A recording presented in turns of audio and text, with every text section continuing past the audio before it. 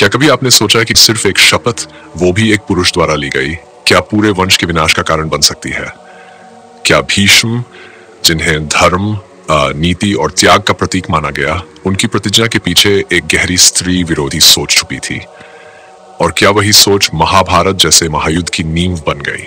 भीष्म, जिनका नाम सुनते ही हमारे मन में त्याग, व्रत, बलिदान और अटल निष्ठा की छवि उभरती है। वह पुत्र जिसने पिता के लिए सब कुछ त्याग दिया, सिंहासन, विवाह और अपने वंश को आगे बढ़ाने का अधिकार। लेकिन कभी आपने उनके इस निर्णय को दूसरी दृष्टि से देखा है? आइए हम उस क्षण की ओर लौटते हैं जहां यह सब शुरू हुआ। गंगा और शांतनु के पुत्र देवव्रत अत्यंत बुद्धिमान, शूरवीर और राजधर्म में निपुण। उनके पिता शांतनु एक दिन सत्यवती नाम की मछुआरे की कन्या से प्रेम करते हैं, लेकिन सत्यवती के पिता स्पष्ट कहते हैं कि वह अपनी बेटी का विवाह तभी करेंगे जब उनकी संतान को हस्तिनापुर की गद्दी का अधिकारी बनाया जाए। शांतनु असमंजस में पड़ जाते हैं। वे अपने पुत्र देवव्रत से प्रेम करते हैं और उन्हें राजा बनाना चाहते हैं, परंतु सत्यवती को भी खोना नहीं चाहते। जब देवव्रत ये स्थिति देखते हैं तो वे अपने पिता की खुशी के लिए राजगद्दी का त्याग कर देते हैं, परंतु सत्यवती के पिता अब भी आश्वस्त नहीं होते। उन्हें डर है कि कल को देवव्रत की संतानें राजगद्दी की दावेदार बन सकती है, और तब देवव्रत वह भयानक शपथ लेते हैं कि वे जीवन भर ब्रह्मचर्य का पालन करेंगे, विवाह नहीं करेंगे, संतान नहीं होगी और सदा हस्तिनापुर की रक्षा में समर्पित रहेंगे। यह व्रत इतना कठोर था कि देवताओं तक ने उन्हें भीष्म की उपाधि दे दी, भीषण प्रतिज्ञा लेने वाला। अब तक इस कहानी को हम वीरता और त्याग के प्रतीक के रूप में जानते आए हैं, लेकिन अब सोचिए, इस प्रतिज्ञा में ऐसा क्या था जो आगे चलकर पूरी राजव्यवस्था को हिला देता है? जब भीष्म ने शादी से इनकार किया, उन्होंने केवल अपना जीवन नहीं बदला, उन्होंने हस्तिनापुर के उत्तराधिकार की पूरी प्रणाली को संकट में डाल दिया, क्योंकि उनके बाद राजा कौन होगा?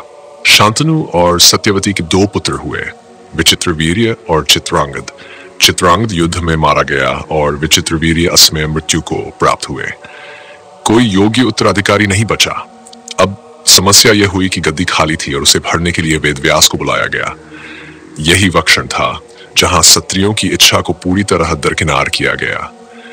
सत्यवती ने अपनी दो बहुओं अंबिका और अंबालिका को आदेश दिया कि वे वेदव्यास के साथ संबंध बनाकर संतान उत्पन्न करें, और उन्होंने मना भी नहीं किया, क्योंकि उस युग में स्त्री की इच्छा का कोई मूल्य नहीं था। अंबिका ने आंखें बंद कर ली, अंबालिका पीली पड़ गई, और इस तरह धृतराष्ट्र और पांडु का जन्म हुआ, एक अंधा और एक रोगग्रस्त। सोचिए, अगर भीष्म ने विवाह किया होता तो शायद हस्तिनापुर को एक स्वस्थ और योग्य उत्तराधिकारी मिलता, शायद द्रौपदी का चीरहरण न होता, शायद कौरव और पांडवों की लड़ाई न होती, शायद महाभारत का युद्ध न होता। पर बात सिर्फ यहां तक नहीं रुकती। भीष्म ने जिस तरह स्त्रियों के प्रति अपनी सोच को बार बार व्यक्त किया, वो कहीं न कहीं पुरुष वर्चस्व की उस मानसिकता को दर्शाता है जिसने महिलाओं को हमेशा निर्णयों से बाहर रखा। गांधारी का विवाह अंधे धृतराष्ट्र से हुआ, बिना उसकी सहमति के। अंबा, अंबिका और अंबालिका तीनों का जीवन भीष्म की सत्ता और पुरुषों के अहंकार की भेंट चढ़ गया। विशेषकर अंबा की कथा को देखिए। जब भीष्म ने अंबा का स्वयंवर से हरण किया, तब उसने स्पष्ट कहा कि वह पहले ही शाल्व राजा से प्रेम करती है। भीष्म ने उसे जाने दिया, पर शाल्व ने उसे अस्वीकार कर दिया, यह कहकर कि वह अब किसी और द्वारा जीती गई है। अंबा भीष्म के पास लौटी, उसे न्याय चाहिए था, पर भीष्म ने उसे भी ठुकरा दिया, यह कहते हुए कि वह ब्रह्मचारी है।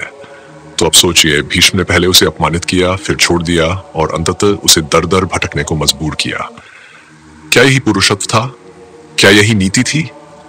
अंबा ने भीष्म के खिलाफ शपथ ली और अगली जन्म में शिखंडी के रूप में लौटकर उनके अंत का कारण बनी। इतिहास इस बात का साक्षी है कि जब भी किसी स्त्री को अन्याय का सामना करना पड़ा है और वह चुप चुप नहीं ही, तो समाज को बदलना पड़ा है। भीष्म के व्रत ने केवल उनके जीवन को नहीं बल्कि पूरे समाज को प्रभावित किया।